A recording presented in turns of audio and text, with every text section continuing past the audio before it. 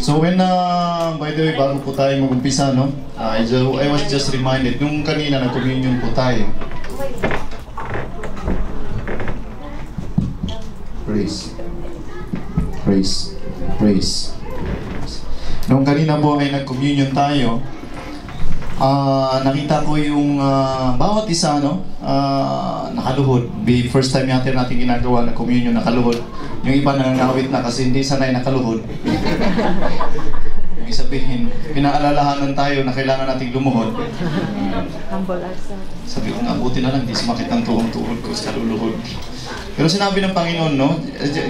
I felt in my spirit, sabi niya po sa 2 Chronicles chapter 7 verse 14. If you can put the 2 Chronicles chapter 7 verse 14, Starona, please. Sabi niya, if my people who are called by my name, no? Maganda sa NIV ba to? Sige, parehas yan. If my people who are called by my name, sino ba itong who are called by my name? Ikaw at ako. Tayo yun. If my people who are called by my name will humble themselves, will we kneel down before God, nung nag-communion tayo, we humble ourselves before the throne of God. Pag hindi mo kaya mag-humble kay Lord, you will not pass the requirements. Sabi niya, if my people who are called by my name, kung ikaw na anak ko, because you are called by the Lord, if you humble yourselves and what? Pray.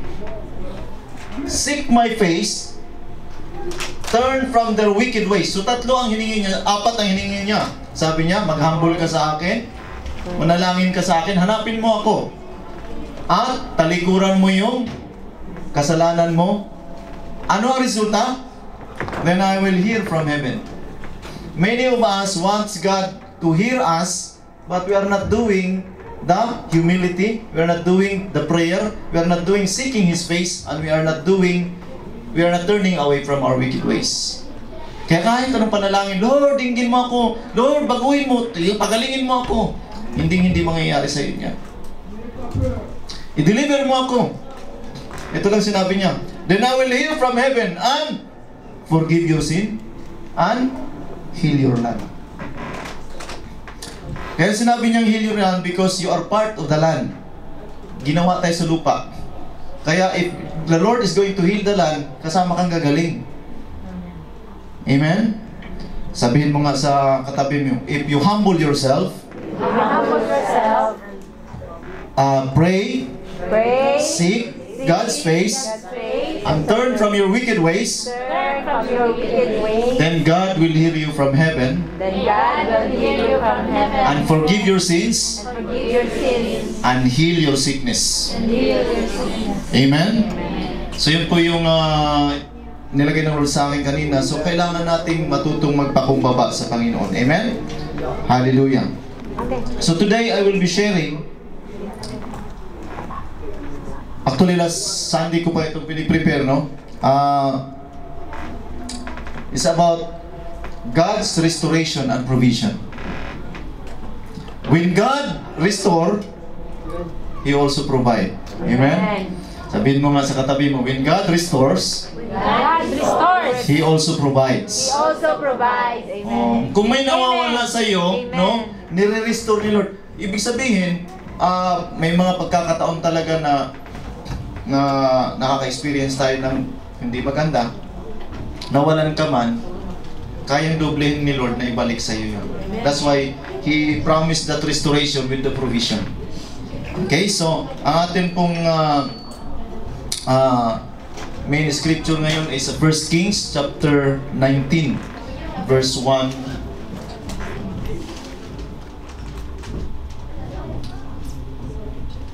hanggang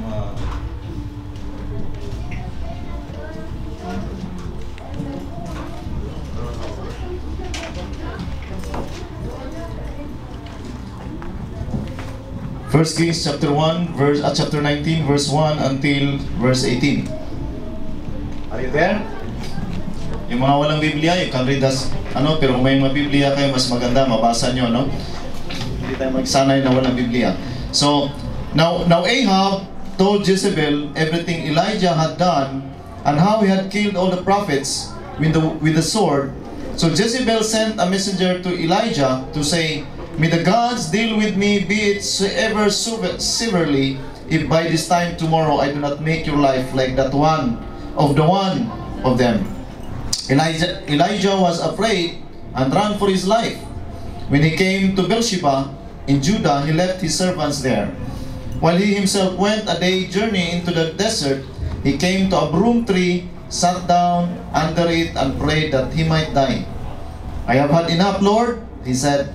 "Take my life. I am no better than my ancestors." Then he lay down under the tree and fell asleep. All at once an angel touched him and said, "Get up and eat." He looked around, and there by his head was a cake of bread baked over hot coals and a jar of water. He ate and drank and then lay down again.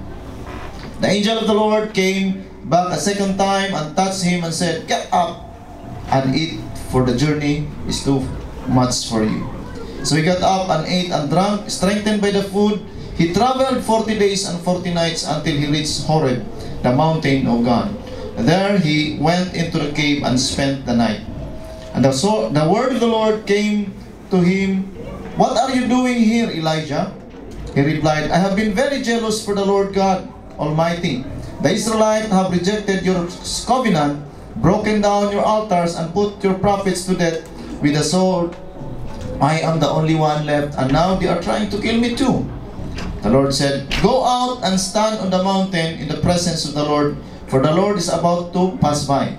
Then a great and a powerful wind tore the mountains apart and shattered the rocks before the Lord, but the Lord was not in the wind. After the wind there was an earthquake, but the Lord was not in the earthquake. After the earthquake came a fire, but the Lord was not in the fire. And after the fire came a gentle whisper.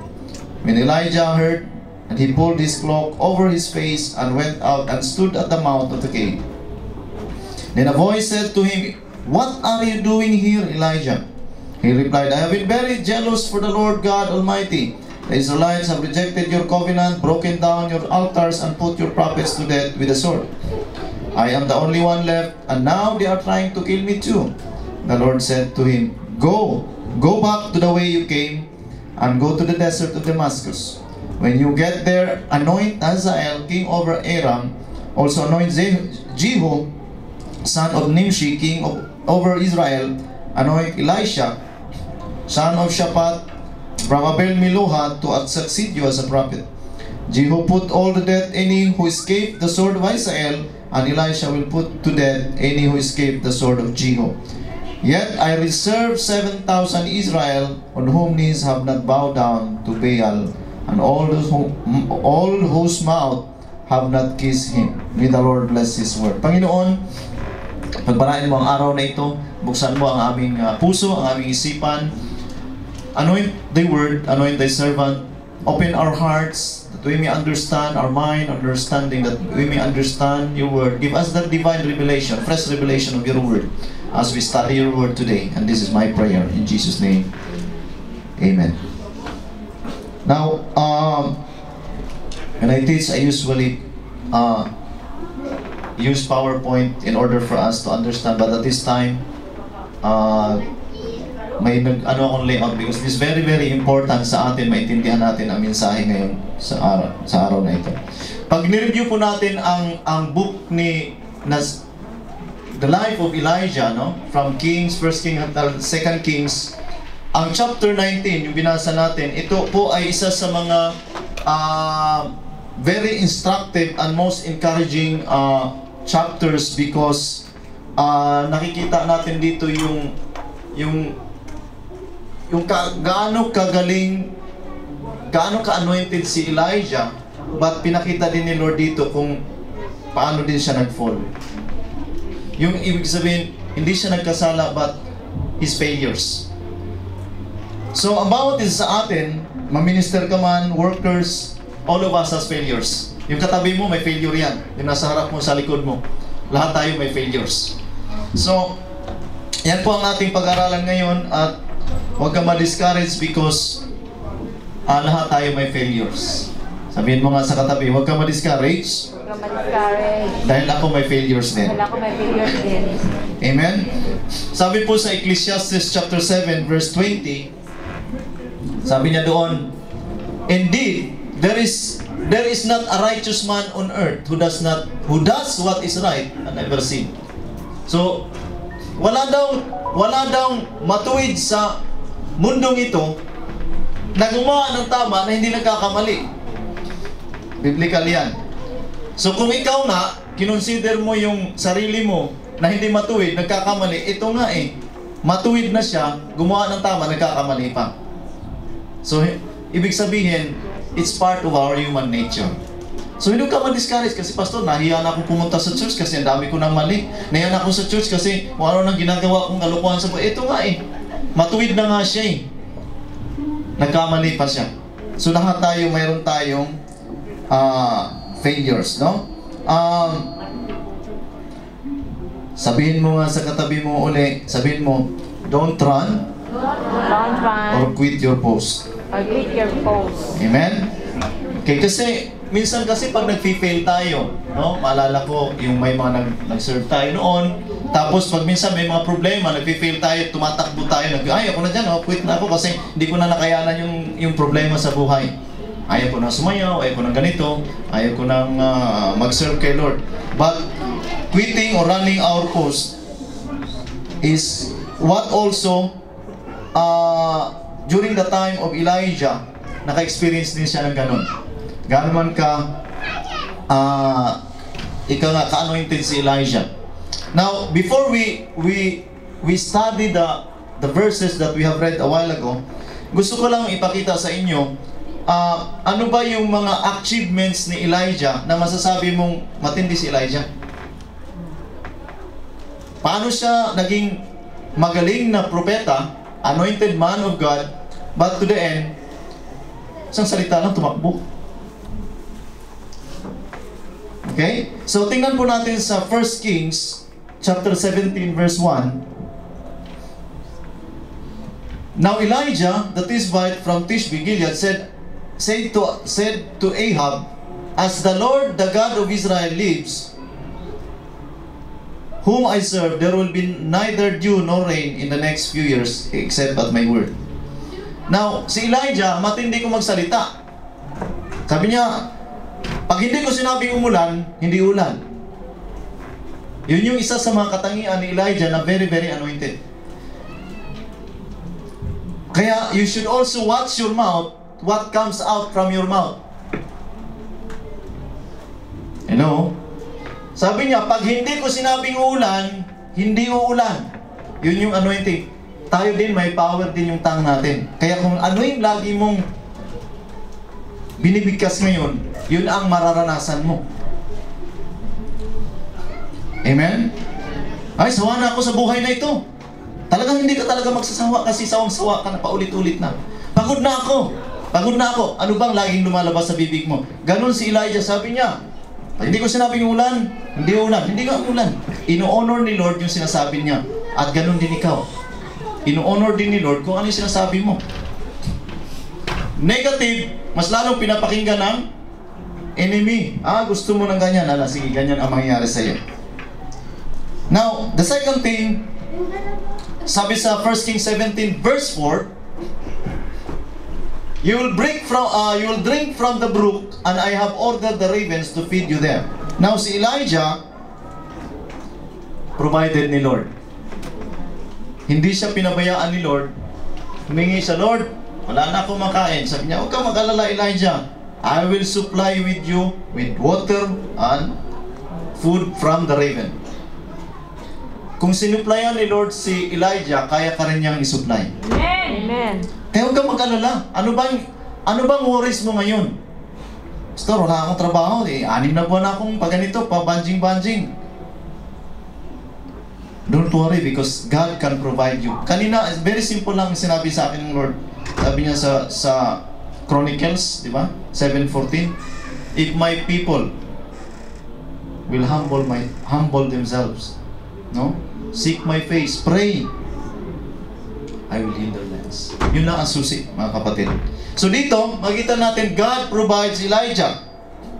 Hindi lang siya pinoprovide ng supernatural. I said supernatural kasi hindi ganun kadali sa isang ibon magdi-deliver ng blessing sa iyo. Tapos in exchange, tubig ang ibabalik mo sa kanya. Naalala ko nga kaninang umaga, nung tinuruan ko yung aming little ratty, si Rottweiler, si Gizmo, sabi ko, may yung bola kasi mayroong tumutunog. Kaya ginagis ko, tinatakbo niya. Come. Sabi ni Jan, hindi ka maintindihan, Papa, English yan. Pranse. Sabi ko, via. Ayaw, sabi ko, nung mayroon akong binigay na maliliit na pagkain, parang pabuya, pag ginagawa niya yung tama, sabi ko, kushi, pag higa siya. Via, pumunta, dala yung bola. Pagdating ng bola, binigay ko sa kanya yung pagkain. Binitawan yung bola, binigay ko sa pagkain. Tuktuwa siya. Hagis ko naman. Ganun pa ulit-ulit. Sometimes, ginagawa natin, we do something because we have in exchange. Ginagawa natin yung bagay.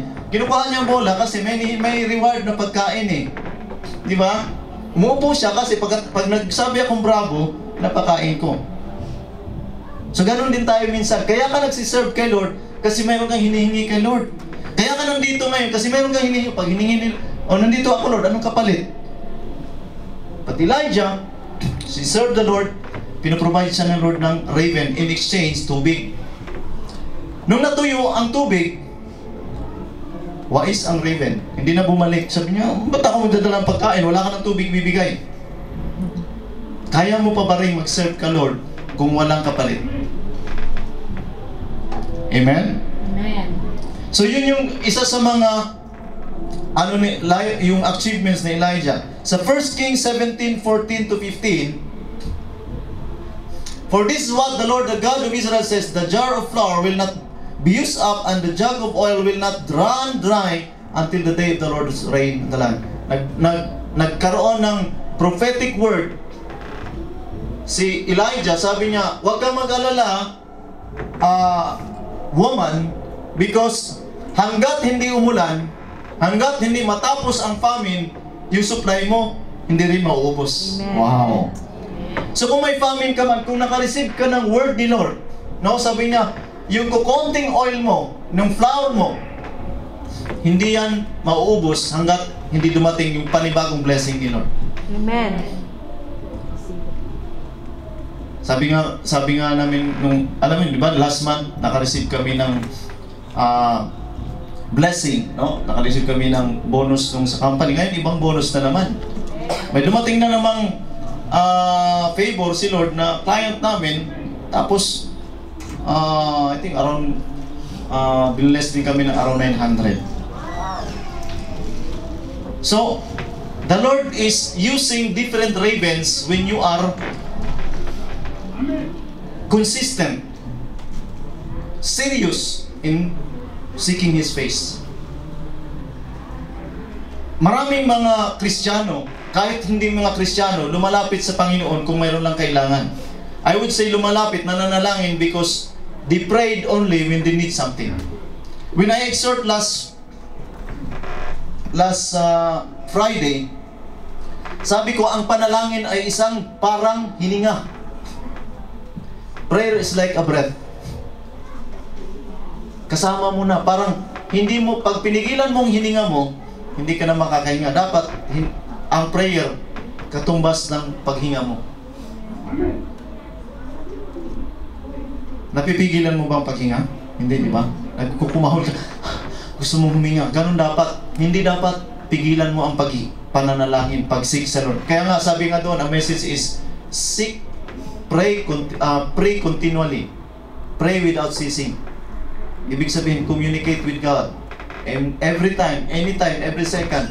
Kung ano mo gusto mo, Lord, miss you, Lord. Lord, maano ako ngayon, malamya ako, matamlay ako ngayon. Lord, pagpalakasin mo naman ako. Lord, nalilito ako, I apply the blood of Jesus. Pray continually. Amen?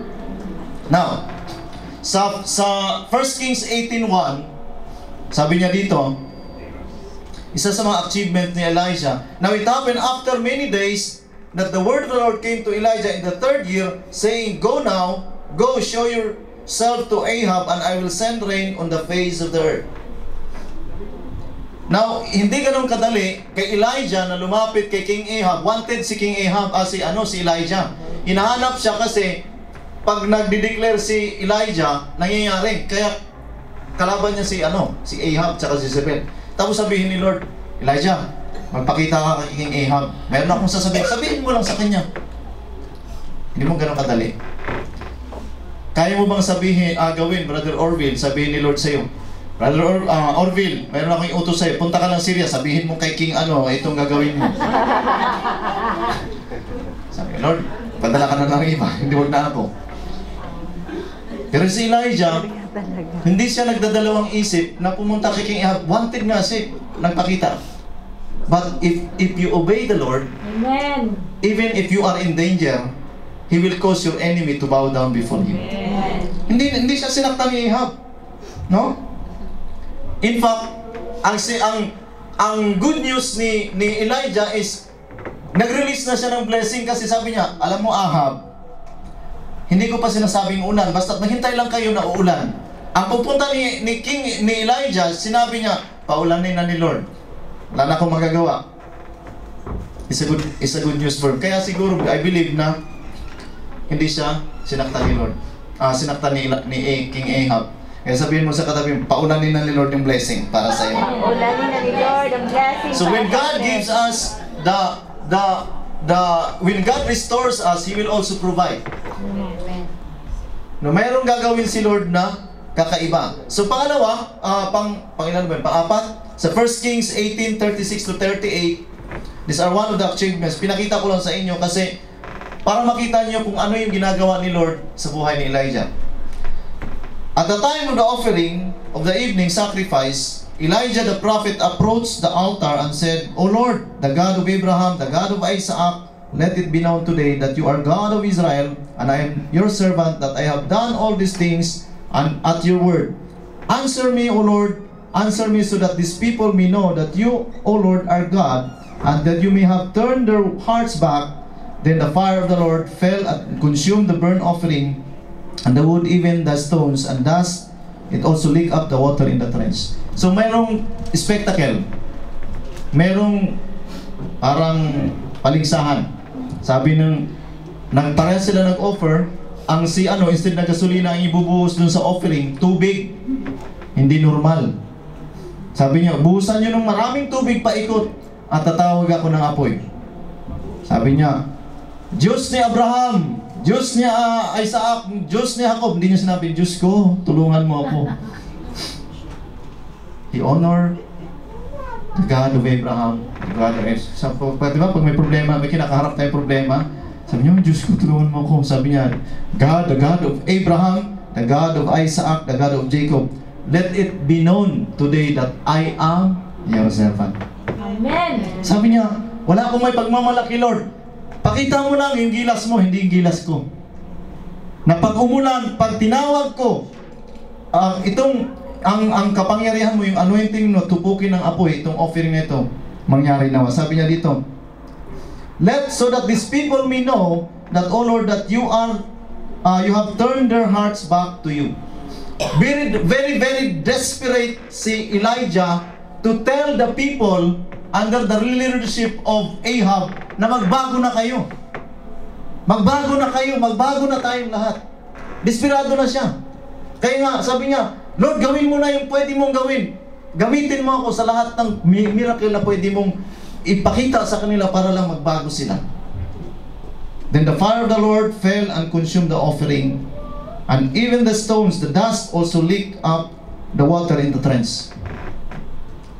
Pinakitaan uli si Elijah ng miracle kung paano siya sinamahan ni Lord. So marami na, ilan na? 4 o 5? Meron pang isa. Sa 1 Kings 18:45 to 46, sabi niya dito, in a little while, the sky grew dark with clouds and wind, and there were heavy showers, and Ahab mounted and rode his chariot and went inland to Jezreel. Then the hand of the Lord came upon Elijah, giving him supernatural strength. He girded his loin and outran Ahab to the entrance of the Jezreel, nearly 20 miles. Now, kung intindihin po natin itong ginawa ni Lord sa kanya, sabi ni Ahab, ni Elijah kay Ahab, kanina pa ako nagpipray dito. Inuutusan ko itong servant ko, mayroon na bang sign ng cloud. Ngayon, mayroon ng kasinlaki ng kamaong pataas, uulan na. Sabi niya, umalis ka na kasi ang distance nung mount na pinagprayan is around 20 miles. Ang isang mile is 1.6 kilometers. So kung 10 miles is 116, mga 32 ba kilometers? So approximately, so yung 20 miles times 1.6, so hindi ganun kalapit. Sabi niya, mauna ka na, you ride in your chariots bago ka maabutan ng ulan. Wow.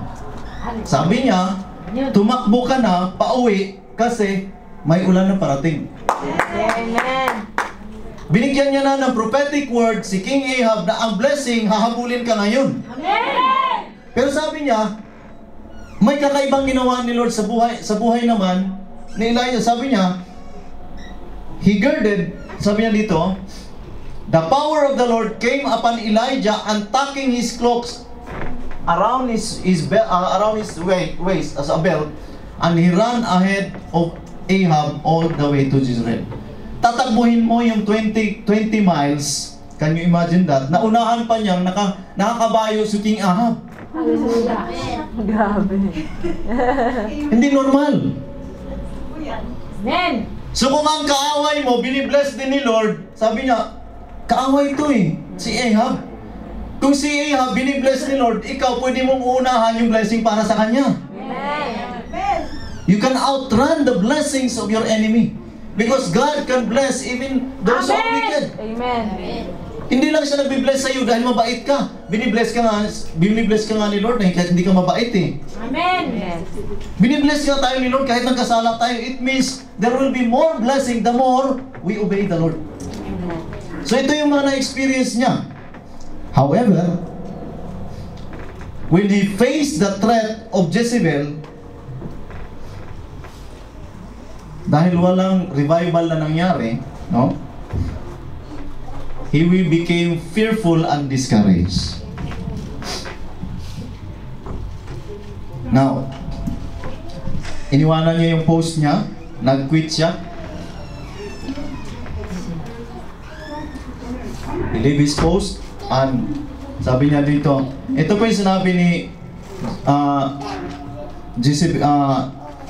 Jezebel sa verse 1, may the gods of deal with me so it ever so severely if by this time tomorrow I do not make your life like that one of them. Pinapatay kasi ni Elijah yung mga false prophet. Ngayon, ang banta ni Jezebel, sabi niya, nagpadala siya ng mensahero. Sabi niya, sabihin mo kay Elijah, kung hindi bukas, gagawin ko yung ginawa niya sa mga propeta. Kung ikaw ba naman, totoo kang patayin si Elijah, hindi mo na kailangang paabisuhan na papatayin kita. Tama? Kung gusto mo talagang kunin yung kaaway mo, hindi na siya magsasabing, bubumbahin kita ng 20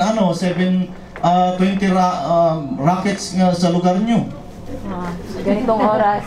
Na alas 3 ng hapon, gabi. Hindi. Ahanin mo na. Didiretsyon mo na para hindi siya makapag-prepare. Amen. Ang enemy, tandaan nyo, ang una niyang ginagawa sa atin, tinatakot ka muna. It's only fear. Sabi niya, sabihin mo kay Elijah, kung hindi siya, papatayin ko siya bukas. Yun yung binibigay ng enemy sa atin, fear. Kaya nagiging defeated tayo because naunahan tayo ng takot. Hindi na ako babalik doon sa malapit sa Sentinel. Delikado doon. Hindi na ako tutulog doon. Nauunahan tayo ng fear. That's the what. Nakita nyo kanina pinakita ko? Nagpapaulan siya ng apoy. Tumatakbo, naunahan pang kuhay. Ang time din ng anointing niya, sinabihan lang siya ng babae, bukas patay kang bata ka. Nanginig si ano. So yun yung weapon ng enemy sa buhay natin. Kaya sabihin mo sa katabi mo, fear not. Fear na. Amen? Fear na. So when fear comes, Fear pag na. natakot po tayo, mawawala yung focus natin. Tama? Pag natatakot ka, nawawala ang focus mo. Minsan, hinahanap po, sana pa yun? Pero nandyan ang sarap mo. Because of the fear. Kaya yun po yung pinakita sa akin ng Panginoon na kahit gaano ka pa ka-anointed, when you have fear, you will lose your focus.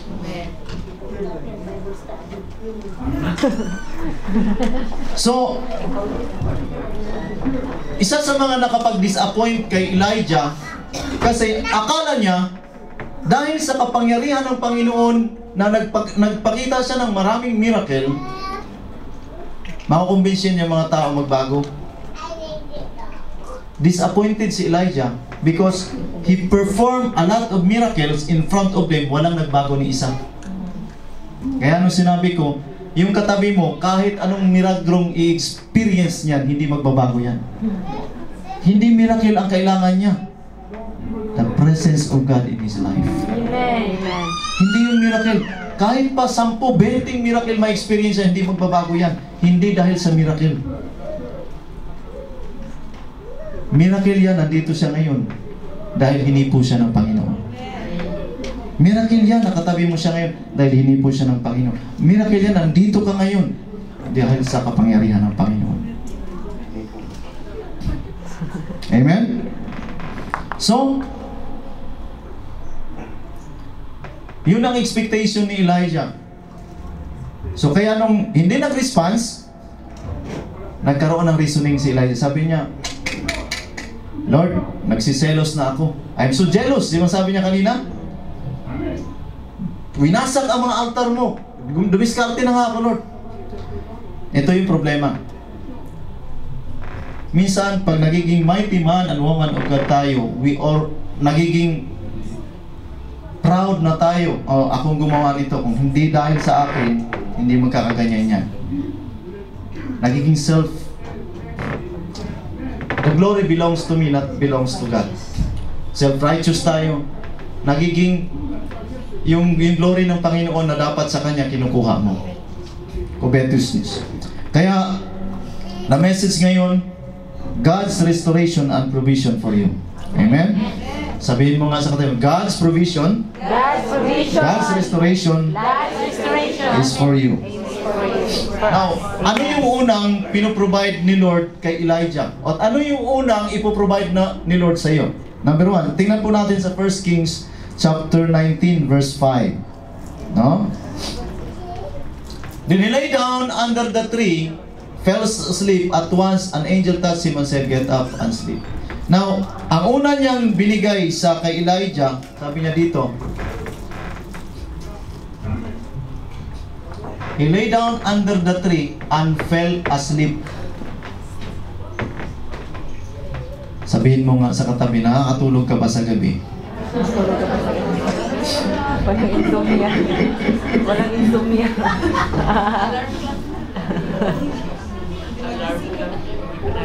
Ang hirap matulog sa gabi kung may threat sa buhay mo.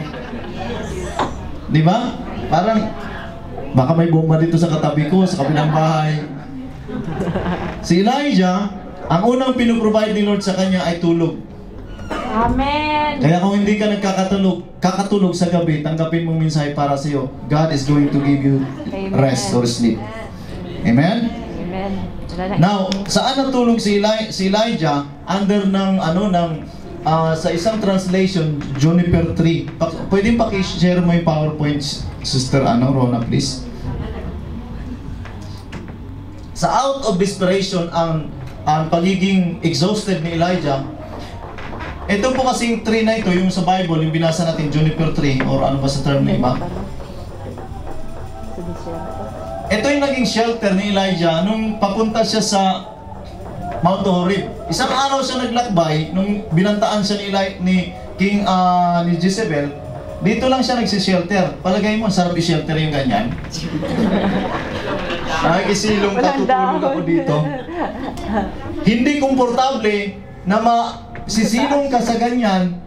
Pag pumunta yung araw doon, tatagilid ka na naman para mawala yung lilim. Kasi ibang klaseng kahoy, maliliit na dahon, matataas pa.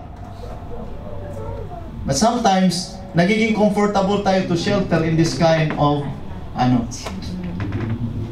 when we are disappointed, we are being persecuted. Instead na lumalapit tayo sa Panginoon, lumalayo, gumagawa tayo ng shelter para sa atin. Makikisilong muna ako dito kasi kasama ko sa bahay, ko ganito. Silong muna ako dito. Kahit hindi ka po masyadong komportable, sisilong ka dito para lang ma-comfort ka. Pero kung hindi yan intended para sa iyo, alis ka rin dyan. Di ba? It happens to Elijah. So God has ordained sleep for Elijah and rest as necessary for survival. Para lang mag-survive si Elijah. Now, bakit binigyan ng rest or sleep si Elijah? Because ang physical body natin is part. Hindi ka magiging productive, pagiging spiritual minister kung hindi ka physically healthy. Paano ka nga mag-share ng gospel kung ikaw may kapansanan? Kailangan alagaan natin ang physical body natin. Amen. Huwag nating abusuhin. Huwag kang masyadong magpupuyat. Kaya ko. Minsan natutulog kami ng alas 3 ng umaga. Okay lang kung overnight. At fellowship with your family hanggang alas 4, alas 5, okay lang once a month. Not bad. Kasi you're spending time. Wala na kasi kami masyadong time. Kailangan mo maghanap ng time para sa inyo. Sabi sa Psalms 103:14, for He knows our mortal frame, He remembers that we are merely dust. No, sa Psalms. It's okay, Sister Rona. So sa Psalms 103:14, alam ng Panginoon na ang katawang lupa natin ay napapagod din. Amen. Hindi naman talaga, spiritually drained ka eh. Pagod din yung physical na katawan mo. Kailangan mo ring alagaan. Huwag mong pabayaan. Kumain ka na maayos. Sa madam na lang ako kakain, may pagkain naman doon. Magluto ka. Pag pinabaunan ka ng asawa mo, kainin mo.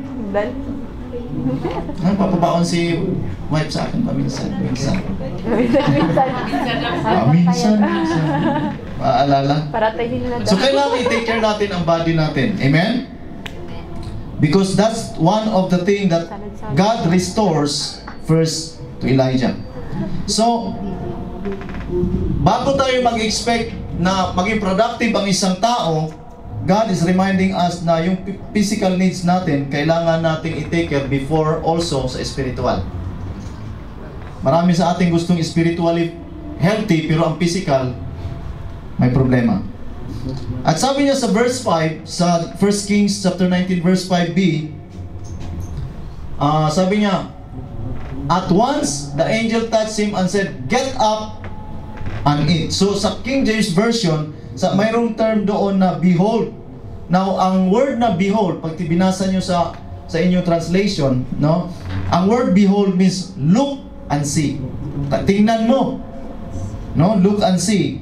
At perhaps, mayroon kasi program, hindi ko lang nailagay doon sa kay Sister Rona, mayroong program kasi na transliteration, transliteration at saka Hebrew na I'm also studying Hebrew, no? Paano ay pagkasulat ng Hebrew at saka transliteration at saka yung sa English. Yung mga pagkasulat ng Hebrew, yung may mga terminology sila na like for example yung isang phrase na ze, tiningnan ko, that means behold, it means behold now. Mayroon silang suffix at saka prefix doon sa word. Ibig sabihin ngayon, behold now, it means ngayon tingnan mo. So, the Lord is offering Elijah hindi yung bukas, hindi yung nakaraan, ngayon. Behold. Then angel touched him ngayon, no? Behold now, touched him and said unto him, arise and eat. Sabihin mo nga sa katabi mo, arise and eat. Arise and eat. Now, it's amazing because the Lord is sending an angel for Elijah to feed him. Anong pinadala ni Lord para mag-feed kay Elijah noon?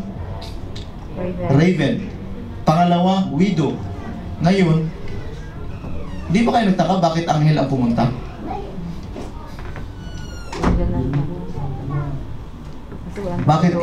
Bakit anghel ang pinadala? Kasi walang tao doon. Nasa wilderness si Elijah. When Elijah was in the wilderness under the shelter of that tree, he is out of fellowship with God. Nung nandun siya, hindi siya nandoon para mag-pray kay Lord. Tumakbo nga siya eh. So when you run away from God, you find your own shelter, you will never find relationship. Yung hindi ayaw mong makikipag-fellowship kay Lord. That's why hindi siya nagpadala ng raven doon, hindi siya nagpadala ng tao. Angel ang pinadala niya. At what is amazing is in verse 7, 1 Kings 19:7, sabi niya, and the angel of the Lord. Well, take note of the word, and the angel of the Lord. Ang the word, the angel of the Lord in the Old Testament ay mostly ginagamit kay Jesus Christ mismo. Excuse me. Di ba nag-visit ang before ginunaw ang Gomorrah, ang Sodoma, the angel of the Lord. Tatlo sila. There are times na the angel of the Lord means he himself come down and touch Elijah. Kaya when you are in the times of trouble, when you are desperate, you are no longer wants to fellowship with God. There are times in your life that ang Panginoon na mismo ang mababa para sa inyo. Kung hindi ka makikinig doon sa katabi mo, sinisharean ka. Kung hindi ka makikinig sa mga man and woman of God, propeta, hintayin niyo pang the angel of the Lord. The angel of the Lord ang magsasabi ng magsimba ka na, kumain ka na, magkape ka na. Ano kaya ang pakiramdam mo? Sabi mo, may kape o magkape ka, ito tinapay. Alam kong gutom ka na. Elijah experienced it. So it was, I believe that it was the manifestation of God, Jesus Christ, upon the life of Elijah. Kaya kung gusto mong maranasan mismo ang presensya ng Panginoon, hilingin mo, Lord, kung paano mo pinakain si Elijah at binigyan ng pitchel ng tubig, no? Iparanas po rin sa akin. How many of you needs the touch of Jesus? Amen. Hilingin niyo sa Panginoon, Lord, gusto ko ng touch mo kahit natutulog ako. Amen.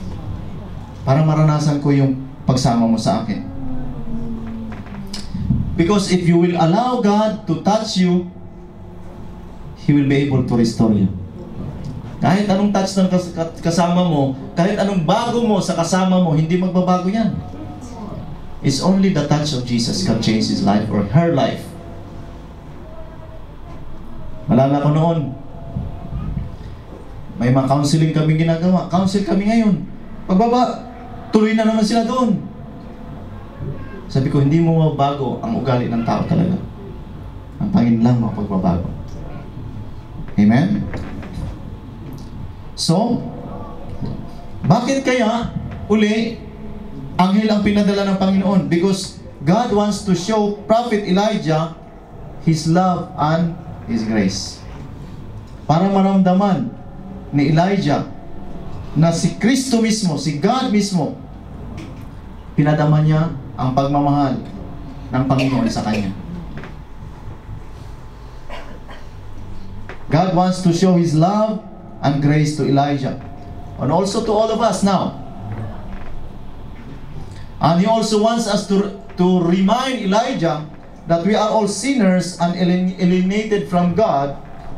That's why He sent His only begotten Son, Jesus Christ. Amen. Nung tayo, sabi nga ni Pastora kanina, tayong lahat ay we are Gentiles. Lahat tayo Gentiles eh. Pag hindi ka Jewish, automatic hintil ka. So lahat tayo, we are Gentiles, but we become engrafted with the Jewish through Jesus Christ. So, dito, pinakita ng Panginoon na once Elijah alienated from the presence of God, Jesus Christ Himself reached him out. Amen. Thank you, Lord.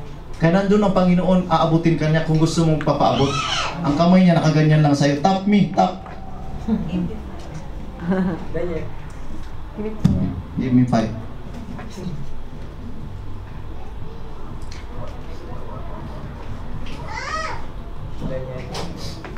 So gusto ipakita ng Panginoon na ang object ng Panginoon kay Elijah is love, not to show his failures. Yan ang maganda doon eh. Amen. Pag inabot ka ng Panginoon, hindi niya sisisihin, alam mo sana noon, Orville, nagdadrum ka na, bakit kasi ganyan-ganyan ka eh. Hindi niya gaganunin siya. Hindi ganun. Pag inabot ka ng Panginoon, ipapakita niya yung pagmamahal niya sa'yo. Amen. Hindi yung failures mo. Amen. Nagsimba ka na sana doon, tuloy-tuloy ka na sana. But when God reaches His hands for you, Amen. He will show His compassion and love for you. Amen. Thank you, Lord. Amen? Now, the second thing God provide, He provide food.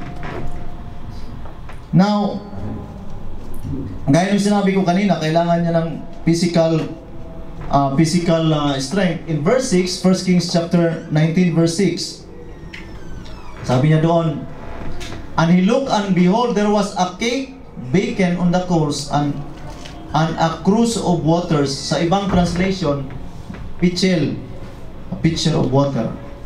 So mayroon pang binibake na cake at saka pitchel na pinadala. Now, Elijah needs some special instruction from the Lord, but he needed first physical nourishment. Ang taong gutom, kahit anong turo mo, ayaw makinig. Tama? Kumukulo na yung ano, lalo na pag Friday. Subukan mo mag-private Friday overnight, tapos walang pagkain. Darating na mga alas 11, alas 10, tapos magpe-pray lang kayo, tapos hindi pa naghapunan yung galing trabaho, ewan ko na lang, tapos magtuturo ako. Ang ituturo ko ngayon, sarap na pagkain. Ewan ko na lang. So affected ang physical body natin kapag hindi ka pinakain physical. That's why ang unang ni-restore ng Lord sa kanya is physical. Amen. Pinakain niya muna. Sabi nga ng isang man of God sa akin, grabe namang kaburipot itong ano na ito. Magpipray kami, hindi man lang makabili ng biskwit para makakape kami. Kaya na-convict din ako. Sabi ko, kailangan pakainin din itong mga ano kasi baka hindi makapag-pray. Actually, sanay naman tayo ng ganito, di ba? Na kahit walang nagsasabi, nagpapakain naman tayo. Because it's our nature to bless.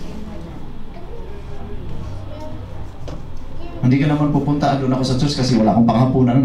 Asama ka mag-pray, dito na ako maghapunan sa church para makapag-pray. Hindi naman ganun ang nature natin eh. Kahit wala makain sa church, we would have to pray.